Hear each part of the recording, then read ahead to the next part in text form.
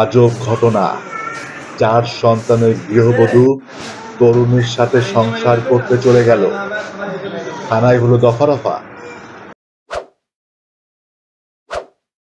যোগাযোগ হয়েছে ফেসবুকে, সেখান থেকে সম্পর্ক গড়ে ওঠে ঝিনাইদহের শৈলকুপা উপজেলার 4 সন্তানের জননী কল্পনা খাতুন ও গাইবান্ধার তরুণী নুরিয়ার মধ্যে।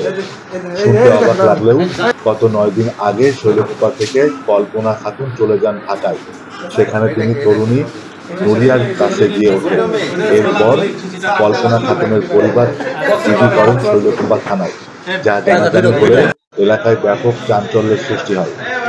পরবর্তীতে তথ্য প্রযুক্তি ব্যবহার করে মঙ্গলবার দুপুরে শৈলকুপা পুলিশ তাদের থানায় নিয়ে এসে বুঝিয়ে সুজিয়ে পরিবারের কাছে 2 জনকে হস্তান্তর করে।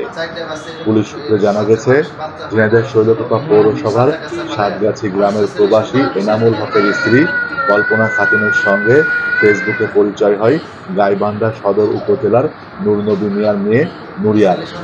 প্রথমে বন্ধুত্ব, পরে সেই সম্পর্ক রূপ নেয় ভালোবাসা, প্রেমে। সম্পর্ক গভীর হলে তারা একসঙ্গে থাকার সিদ্ধান্ত নেন। তাদের পরিকল্পনা অনুযায়ী প্রায় 9 দিন আগে কল্পনা খাতুন তার 4 সন্তান ও স্বামী সংসার ফেলে গোপনে ঢাকায় চলে যান নুরিয়ার কাছে। সেখানে কয়েকদিন তারা একসঙ্গে কাটান, কিন্তু বিষয়টি গোপন না থাকায় কল্পনার পরিবারের উদ্বেগ বাড়তে থাকে।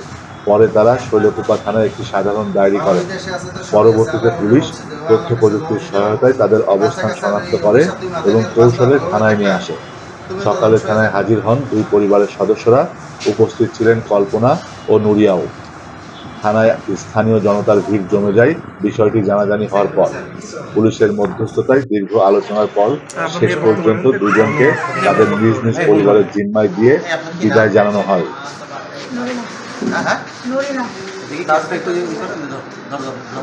ভিডিও কেন করতেছে? ভিডিও করতে আপনার সব পরে দেখবো না, আপনার পরে দেখবো না আপনাকে। ভিডিও করতে লজ্জা করছে।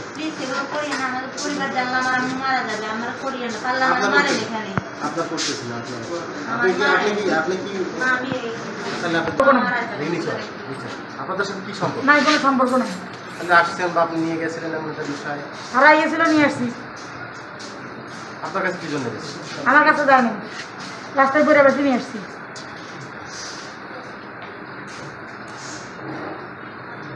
রাস্তায় তো একটা মানুষ পড়ে থাকতে পারে না, এই মহিলাটা আপনার কাছে যাবে।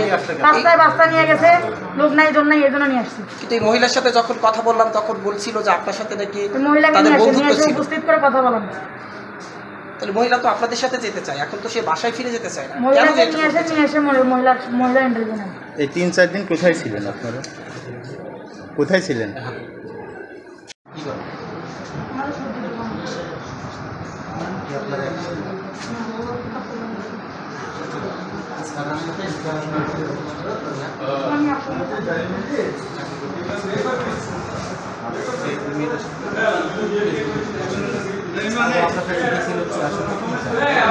কিছু চায় না,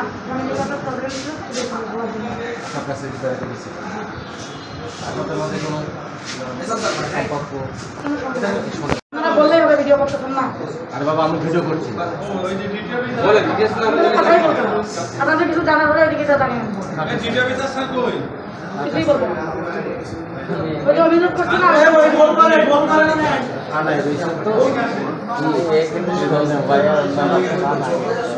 একটা মেয়ের সাথে বন্ধুত্বপূর্ণ সম্পর্ক ছিল, তারা চলে গিয়েছে। এখন আমরা তাদেরকে কথা বলে তাদেরকে বুঝিয়ে শুনে আমরা থানায় নিয়ে এসেছি। কিন্তু মেয়েটার স্বামী বিদেশ থাকে, তার 4টা বাচ্চা আছে। মেয়েটা কোনোভাবে তাদের পরিবারের কাছে যেতে রাজি না, সে অন্য মেয়ের সাথে চলে যাবে। বিষয়টা একটু অস্বাভাবিক। তারপর আমরা বুঝিয়ে শুনি তার 4টা বাচ্চার সাথে তাদের পরিবারের সাথে দেওয়ার আমরা উদ্যোগ নিয়েছি। সামনে কীভাবে দেখবো আমরা এই বিষয়টা।